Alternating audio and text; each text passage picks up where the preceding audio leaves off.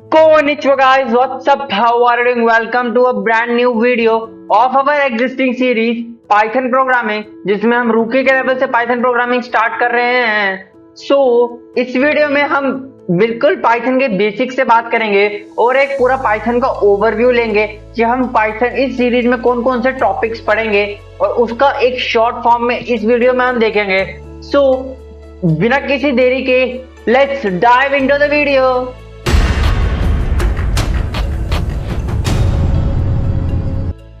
So guys, let's start the video। सबसे पहले हम अपना पाइथन का ट्रेडिशन फॉलो करेंगे। पाइथन या किसी भी लैंग्वेज का जो ट्रेडिशन होता है, ये सबसे पहले हेलो वर्ल्ड लिख के स्टार्ट करने का, वो इस वीडियो को हम स्टार्ट करने से पहले करेंगे। उसके बाद हम वीडियो को स्टार्ट करते हैं। तो चलिए, मैं अपना पाइथन प्रोग्रामिंग रूकी सीरीज वाला फोल्डर खोल लेता हूँ। इसको मैं ओपन कर लेता हूँ as a पाइचार्म project addition.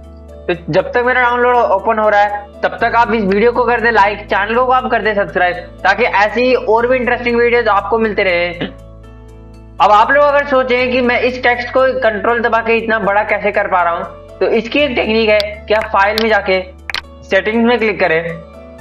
Settings में क्लिक करने के बाद जर्नल एडिटर के जर्नल सेक्शन में आपको ये सबसे ऊपर माउस कंट्रोल में आपको ऑप्शन मिलेगा change font size with control plus mouse wheel dot in. आप इसे एक्टिवेट कर लें और इससे आप भी ये चीज कर पाएंगे।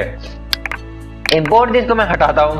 अपना पाइथन का ट्रेडिशन फॉलो करते हुए हम लिखते हैं प्रिंट और इसके अंदर लिखता हूं मैं अपना hello world, print hello world, और इसको मैं कर देता हूं रन। अब आप लोग सोचेंगे कि हर एक चीज में ये ट्रेडिशन फॉलो क्यों किया जाता है कि हेलो वर्ल्ड प्रिंट करना है। तो देखिए, जब कोई बिगिनर प्रोग्रामिंग लैंग्वेज स्टार्ट करता है, तो जब वो अपनी जिंदगी का पहला प्रोग्राम उस कोड में लिखता है, चाहे वो एक दो वर्ड्स का ही हो, तो उसके अंदर एक किस्म की एक्साइटमेंट आ जाती है और वो उस प्रोग्रामिंग लैंग्वेज को अच्छी तरह से सीखना चाहता है। तो चलिए, हम अपना प्रिंट पाइथन हेलो वर्ल्ड का कोड लिख चुके हैं। आगे बढ़ते हुए अगर हम देखें तो अब एक इंट्रोडक्शन और सेटअप की तरफ जाना चाहूंगा मैं कि किस तरह से काम करता है। अब ये तो थी जो आईडी हम यूज कर रहे हैं। पाइथन अपने खुद की भी एक आईडी प्रोवाइड करता है। उस आईडी की तरफ में हम जाना चाहेंगे। सबसे पहले जाके सर्च ऑप्शन में आप टाइप कर सकते हैं आइडल। आइडल टाइप करेंगे तो आपको दिख जाएगा IDLE dot Python 3.1064 bit edition का आइडल आपको मिल जाएगा। आप इसे क्लिक करके कर लीजिए ओपन। यहाँ पे आपको एक आइडल का इंटरफेस दिखाई देगा। अब इस आइडल के इंटरफेस को आप ओपन करके हम अपने इस फोल्डर से के थ्रू ओपन करते हैं जो हमने वो बनाया है, ताकि जो हम इसमें एडिट करें वो उसमें भी। अब ये देखिए, ये दो टाइप के मोड्स हैं जो आपको मैं बताना चाहूंगा। ये दो टाइप्स के मोड का क्या मतलब हुआ। एक है हमारा इंटरैक्टिव मोड, जिसमें हम जो चीज जब टाइप करेंगे उसी टाइम अगले टाइम उसका रिजल्ट शो हो जाएगा हमें। और एक है हमारा स्क्रिप्टिव मोड, जिसमें हम एक पूरा टेक्स्ट लिखने के बाद उसके बाद हम जब उसे रन करेंगे तब वो रन होगा। जो स्क्रिप्टिव मोड है ये हम पाइचार्म के थ्रू एक्सेस करेंगे, और जो ये इंटरैक्टिव मोड है इसे हम नॉर्मली चलते रहेंगे। इंटरैक्टिव मोड का ज्यादा यूज नहीं होता। इंटरैक्टिव मोड का हम बस जब बेसिक से लेवल स्टार्ट करते हैं तभी हम थोड़ा सा इसके बारे में इंट्रो देते हैं, नहीं तो उसके बाद हमारा सिंपली स्क्रिप्टिव मोड ही चलता है। या फिर इंटरैक्टिव मोड आप तब सर्च कर सकते हैं कि जब आपका स्क्रिप्टिव मोड का पूरा एक कोड है और आपको समझ नहीं आ रहा कि उसमें एरर कहां पर आ रहा है, तो आप इंटरैक्टिव मोड का यूज करके वो पूरा प्रोग्राम लिखेंगे तो आपको पता चल जाएगा कि कौन सा एरर कहां पर आ रहा है। तो चलिए, इंटरैक्टिव मोड और स्क्रिप्टिव मोड के बाद एक एक कोड लिख के देखते हैं। अगर मैं इंटरैक्टिव मोड में लिखता हूं प्रिंट, और प्रिंट के अंदर लिख देता हूं मैं वेलकम टू प्रोग्रामिंग, और मैं इसे कर दूं एंटर, तो ये देखिए उसी टाइम प्रिंट हो गया वेलकम टू प्रोग्रामिंग। और यही चीज अगर मैं इसमें प्रिंट करूं,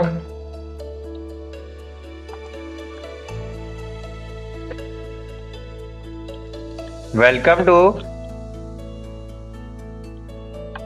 टू प्रोग्रामिंग, और इसे मैं यहाँ पे एंटर करूं, तो देखिए कुछ फर्क नहीं पड़ा, लेकिन तब तक जब तक मैं इसे यहाँ से रन नहीं कर देता। यहाँ से मैंने इसे सेव किया, रन किया, ये देखिए यहाँ पे रन हो गया है हेलो वर्ल्ड और वेलकम टू प्रोग्रामिंग दोनों प्रिंट हो चुका है। अब इंटरैक्टिव मोड और स्क्रिप्टिव इंटरैक्टिव मोड का एक फायदा है। मान लीजिए मैं a = 67 लिखता हूँ और फिर लिखता हूँ b = 68। उसके बाद अगर मैं लिखूं प्रिंट a तो ये सिंपली 67 को प्रिंट कर देगा। ये क्या है कि वैल्यू स्टोर कर सकता है जब तक मैं ए को कोई और वैल्यू नहीं देता। अब मान लीजिए मैं ए को वैल्यू दे दूं 78, फिर बी को वैल्यू दे दूं मैं 89, ओके बी को वैल्यू दे देता हूं मैं अगर 89, फिर उसके बाद अगर मैं ए को प्रिंट करता हूं, या फिर मैं ए की चलो एक और वैल्यू चेंज कर देता हूं, ए इक्वल्स टू 56 करके, फिर मैं अगर प्रिंट ए करूंगा तो ये जो लास्ट वैल्यू होगी ए की वो प्रिंट करेगा, ऊपर वाली वीडियो को वैल्यू को ऑटोमेटिकली डिलीट कर देगा अपने उससे। ओके तो ये होता है हमारा इंटरैक्टिव मोड का फीचर। स्क्रिप्टिव मोड में भी चीज सेम तरीके से काम करती है, बस साथ साथ में आउटपुट देने की जगह जब हम उससे आउटपुट रन करते हैं तभी वो आउटपुट देती है। तो ये था पाइथन आइडल का एक बेसिक सा ट्यूटोरियल। आई होप आपको समझ आ गया होगा। तो चलिए अब हम आईडीई में काम करते हैं और साथ में हम बात करेंगे वेरिएबल्स और डाटा स्ट्रक्चर्स के बारे में। तो ये मेरा पाइथन का प्रोग्राम, ये देखिए हमने उधर लिखा था, ये इधर प्रिंट हो चुका था, इसे मैं आगे छोड़ रहने देता हूँ यहाँ के लिए। अब यहाँ पे नीचे हम अभी हटा देते हैं, इसको मैं कर देता हूँ कैंसिल। मैं यहाँ पे वेरिएबल्स और डाटा टाइप्स के डाटा स्ट्रक्चर्स के बारे में बात करता हूँ।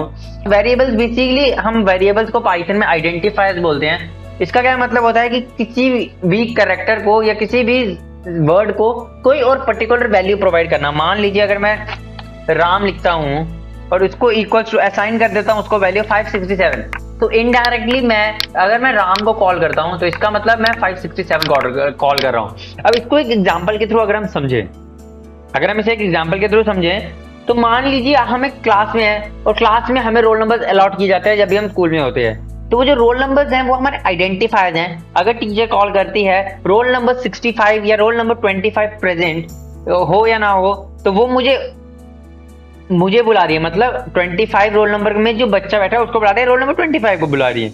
ओके तो इस तरह से हम चीजें असाइन करते हैं पाइथन में। अब पाइथन में असाइन करने के और भी तरीके होते हैं। अभी जैसे मैंने राम को इस तरह से असाइन किया, मान लीजिए मैं मल्टीपल वैल्यूज असाइन करना चाहता हूं तो मैं ऐसे भी असाइन कर सकता हूं, a, b, c equals to, तीनों को वैल्यू में असाइन कर दूं 10, 45, 67।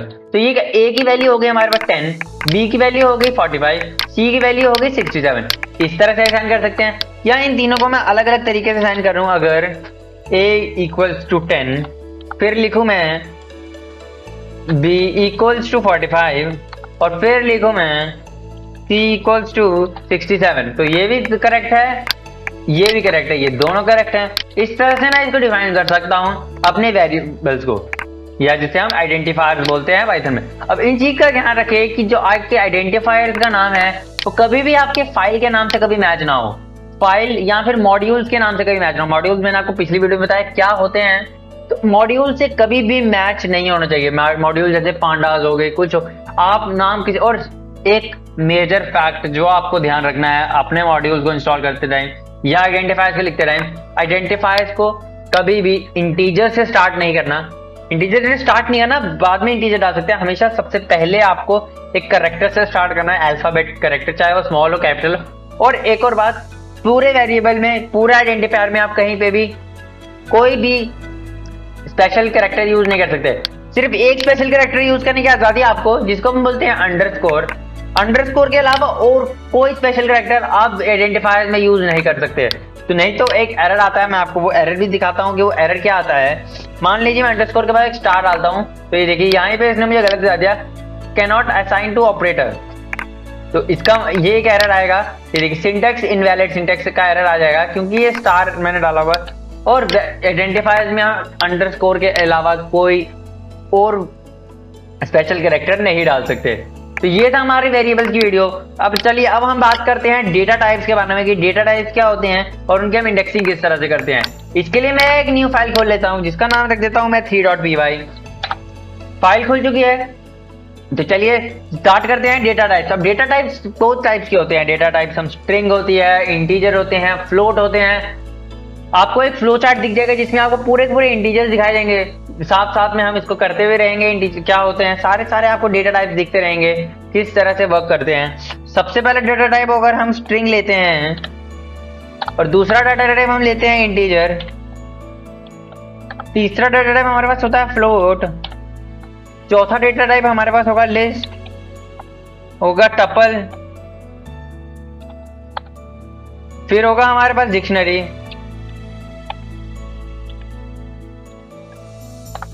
फिर होगा हमारे पास सेट।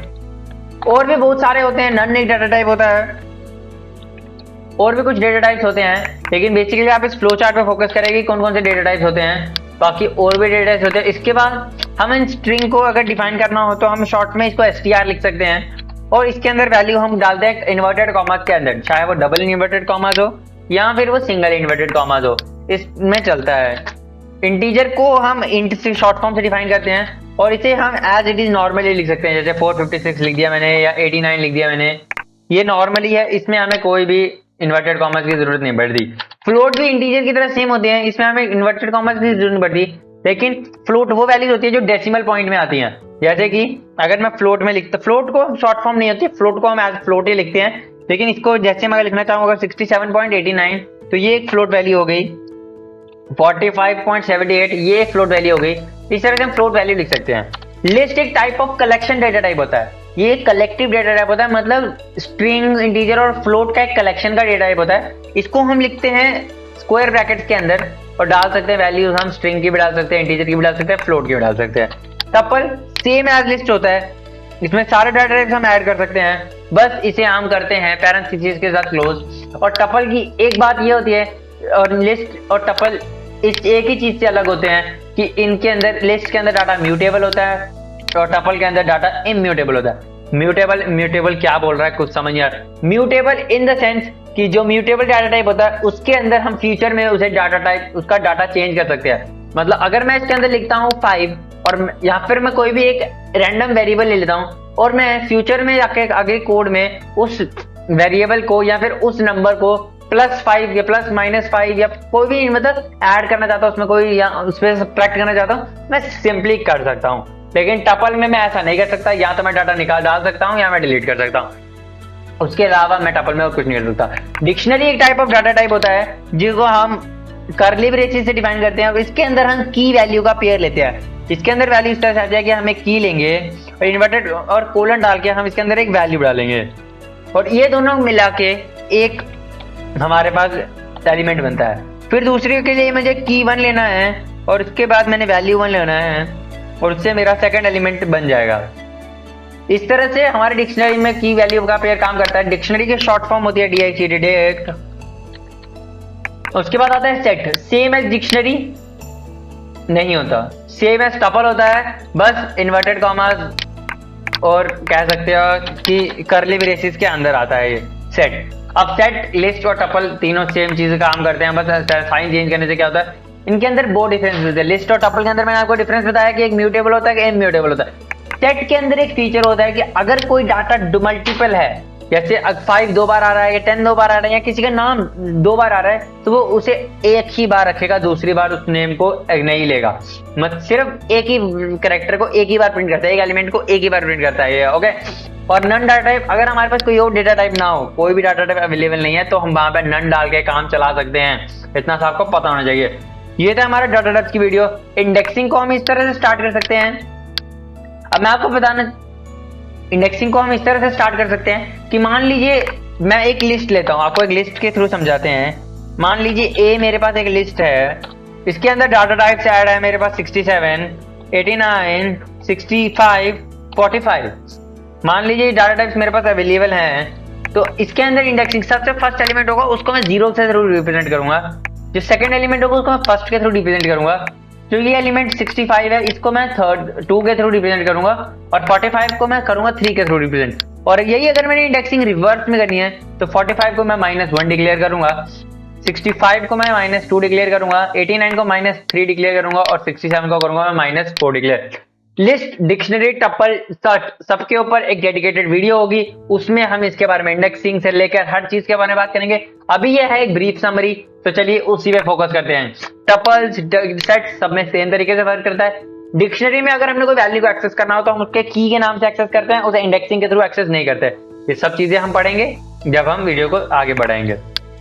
तो आगे देखिए अगर हम कि डाटा टाइप को डिफाइन कैसे करते हैं। डाटा टाइप को डिफाइन करने के लिए अगर हमने स्ट्रिंग को डिफाइन करना है तो एक फंक्शन होता है str नाम से, इसके साथ हम स्ट्रिंग को डिफाइन कर सकते हैं। मान लीजिए अगर मैं लिखता हूँ 678, तो 678 को एज अ स्ट्रिंग डिफाइन करेगा ये।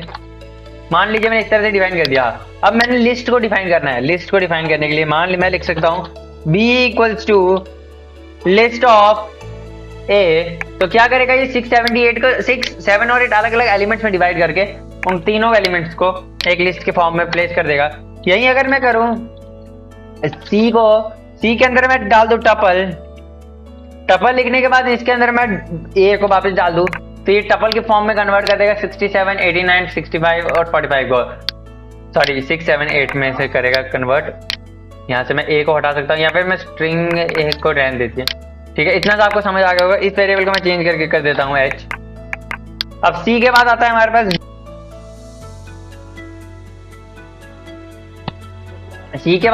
पास डी की वैल्यू।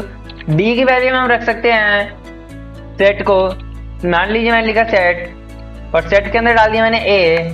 उसी जैसे अब देखिए, अब जैसे ही मैं इन सबको प्रिंट करूंगा यहाँ पे एक एरर आ रहा है क्योंकि ये मैंने किया हुआ है। इसको मुझे थोड़ी देर के लिए हटाना पड़ेगा या फिर मैं एक न्यू फाइल बनाता हूँ जिसमें मैं इन सबको डाटा टाइप को डाल देता हूँ। फाइल का py इसको हम एज इट इज रहने देते हैं और यहाँ से जो 3 का डाटा है उसको हम यहाँ से कॉपी करके पेस्ट कर देते हैं 4 में। तो चलिए इसको करते हैं इतना सा काम। इसको मैं यहाँ से करूँगा रन, प्रोग्राम फिनिश, क्योंकि मैंने इनमें से किसी भी चीज़ को प्रिंट नहीं करवाया। अब मैं अगर प्रिंट लिखता हूँ और उसमें प्रिंट करता हूँ मैं a, b, c, d, इन चारों को मैं एक साथ प्रिंट करूँ तो ये देखिए अलग अलग प्रिंट करना पड़ेगा मुझे ताकि अच्छी तरह से प्रिंट हो। लेकिन आप समझ सकते हैं 678 सबसे पहले स्ट्रिंग थी तो 678 फॉर्म में प्रिंट हो गया। फिर उसके बाद हुआ हमारे पास लिस्ट की फॉर्म में प्रिंट, फिर उसके बाद हुआ हमारे पास टपल की फॉर्म में प्रिंट, फिर उसके बाद हुआ हमारे पास सेट की फॉर्म में कन्वर्ट। यही अगर मैं इसके अंदर वैल्यू डाल देता 1 और 6 तो आप देखें बाकी सबकी वैल्यूज बढ़ चुकी हैं। इसका भी 6786 हो गया, इसका भी 6786 हो गया, लेकिन इसका सिर्फ 678 रहा क्योंकि 6 2 बार रिपीट हो रहा था तो सेट ने सिर्फ दूसरी बार डिक्लेयर नहीं किया। बाकी इसके अंदर एक ब्रीफ, हम आगे इसके बारे में और स्टडी करेंगे। अभी मैं आपको बताना चाहूंगा कि इनपुट स्टेटमेंट्स क्या होती है। ये सब मैं आपको अभी वापस बता रहा हूँ कि ये सारा एक ब्रीफ इंट्रोडक्शन है। इसके ऊपर हम एक फुल स्टडी वापस से करेंगे। तब तक के लिए आप इस वीडियो के साथ बने रहें, इस चैनल के साथ बने रहें। हम जरूर इसका ट्राई करेंगे। तब तक के लिए हम इसके ट्राई करते हैं। मैं आपको बता दूं ये एक ब्रीफ वीडियो है, आपको याद दिलाता हूँ, और ताकि आप इसे भूले ना कि ये एक ब्रीफ इंट्रोडक्शन है। इसे आप कभी भी अपने उसके साथ कनेक्ट ना करें कि अब जो मैं सिखा रहा हूँ यही है बस। अभी इसमें बहुत है जिसको हम अच्छी तरह से सीखेंगे। बस ये एक ब्रीफ बेसिक इंट्रोडक्शन है ताकि आपको पता हो कि हम पाइथन में क्या क्या होता है, किस किस तरह से हम सीखेंगे। सबसे अब डिफाइनिंग डाटा टाइप को हमने डिफाइन करना भी सीख लिया। अब हम बात करेंगे इनपुट स्टेटमेंट के बारे में। सेम एज प्रिंट फंक्शन, हम अगर मैं वेरिएबल दूं a और उसके अंदर फंक्शन डाल दूं इनपुट, इनपुट फंक्शन क्या काम करेगा कि जो भी मैं वैल्यू डालूंगा उसे एज अ इनपुट लेगा, मतलब यूजर से इनपुट लेगा। मान लीजिए देखिए यहाँ पे आपको एक कर्सर दिख रहा है, कर्सर के अंदर मान लीजिए मैं लिखता हूँ UIXS, ये लिखा मैंने। तो जो ये UIXS है ये A के अंदर स्टोर हो चुका है, ये A के अंदर स्टोर हुआ है रैम में, जब तक मैं इसे कहीं पे सेव नहीं करता। और यहीं पे अगर मैं प्रिंट कर दूं A तो अब मैं यहाँ से रन करूंगा, यहाँ पे वापस मुझे करेक्टर लिखने को बोलेगा। यहाँ पे मैं लिख देता हूँ 789, तो ये 789 को प्रिंट कर देगा एज इट इज। ओके, तो मैं इनपुट को थोड़ा और अच्छा बना सकता हूँ। अगर मैं इनपुट के अंदर पैरेंथेसिस लगा के कोई एक स्ट्रिंग लगा दूं, जैसे राइट अ नंबर, या फिर मैं लिख सकता हूँ enter a number. Enter a number थोड़ा अच्छी इफेक्ट देगा मुझे। एंटर अ नंबर लिख के इसे करूँ मैं रन, तो ये देखिए मुझसे नंबर मांग रहा है। मैं मान लीजिए 789 लिख देता हूँ, तो 789 एज इट इज प्रिंट कर देगा। अब आपको मैं एक बात बताऊं, जो इनपुट वेरिएबल है वो हमेशा एक डाटा को स्ट्रिंग की फॉर्म में लेगा। अगर मुझे किसी और फॉर्म में कन्वर्ट करना है तो मुझे उसके फंक्शन लगाना पड़ेगा। इंट में करना है तो इंट का फंक्शन लगाना पड़ेगा, लिस्ट में डालना है तो लिस्ट का फंक्शन डालना पड़ेगा। इन सब चीजों का हमें फंक्शन डालना पड़ेगा। अब अगली बात करें हम अगर सेक्शंस की, तो सेक्शंस या फिर हम कह सकते हैं कि हम कंडीशनल स्टेटमेंट्स के बारे में डिस्कस करेंगे। इनपुट के साथ ही कंडीशनल स्टेटमेंट किस तरह से वर्क करती है। कंडीशनल स्टेटमेंट होती है कि इफ अगर ऐसा हो तो ये करो, अगर ऐसा हो तो वो करो। तो इफ स्टेटमेंट 3 तरीके से वर्क करती हैं। एक होती है इफ, एक होती है एलिफ, एक होती है एल्स। ये 3 स्टेटमेंट होती है। इसमें से इफ और एल्स हम एक ही बार यूज करते हैं, एलिफ को हम मल्टीपल टाइम्स यूज कर सकते हैं। इफ स्टेटमेंट वर्क करती है इफ a इक्वल्स टू, या फिर मैं ऐसे लिख सकता हूं int of a equals to 56, तो फिर प्रिंट कर दो। तो हम प्रिंट स्टेटमेंट यहां पे रन कर सकते हैं, प्रिंट कर दो it's 56। इस तरह से हम इसे प्रिंट कर सकते हैं। फिर हम एक एलिफ स्टेटमेंट कैसे डाल सकते हैं, elif int of a equals to 0। अब यहाँ पे एक एरर है, आप लोग मुझे कॉपी, आप बेसिक कर रहे हैं इसलिए आपको पता नहीं होगा, लेकिन ये तो हो गया हमारा असाइनमेंट ऑपरेटर। अगर हम किसी चीज को असाइन करते हैं तो हम सिंगल इक्वल टू डालते हैं, लेकिन अगर हमने किसी चीज को किसी और के इक्वल प्रूफ करना हो तो हम डबल इक्वल्स टू से रिप्रेजेंट करते हैं ताकि वो डबल इक्वल्स टू हो जाए। तो अगर मैं लिखूं elif int of A is double equals to 0 और यहाँ पे मैं स्टेटमेंट डाल दूं, इसी स्टेटमेंट को हम कॉपी कर लेते हैं, स्टेटमेंट को कॉपी लेकर लिख दूं मैं इट्स 0 डाल दूं मैं, और लास्ट में एलिफ स्टेटमेंट है। अब एलिफ स्टेटमेंट को मैं एक और बार रख के दिखाता हूं आपको कि एलिफ स्टेटमेंट हम मल्टीपल डाल सकते हैं। एलिफ स्टेटमेंट के अंदर मैं वापस लिख दूं int of A equals to 76।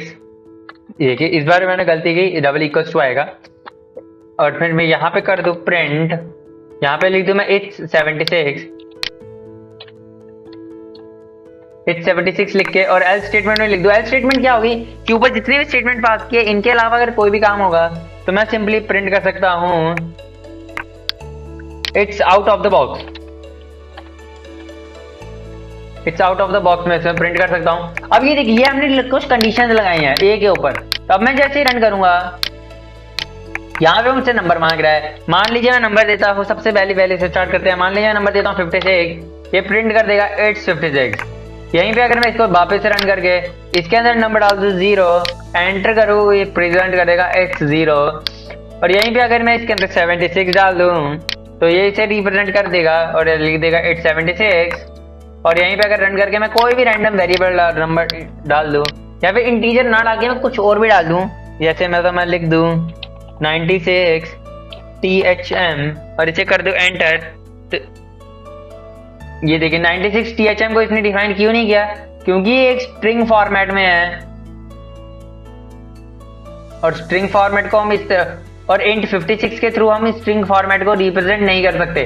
तो इसके लिए हमें क्या करना पड़ेगा, तो इसलिए इन्होंने कहा कि इसलिए हम इसमें इंटीजर नहीं डाल सकते, इसको इंटीजर में कन्वर्ट नहीं करते, क्योंकि जब इसने चेक किया ए को इंटीजर में कन्वर्ट करने की कोशिश की तो ये नहीं हुआ, है ना, तो इसलिए इन्होंने ये एरर दे दिया। तो इसलिए हम यहाँ पे अगर कोई हम इंटीजर नंबर डाल के देखें, नंबर दिया हुआ उन्होंने तो नंबर ही डालेंगे, हम 98 डालें तो देखिए it's out of the box print हो जाएगा, सिंपल एज दैट।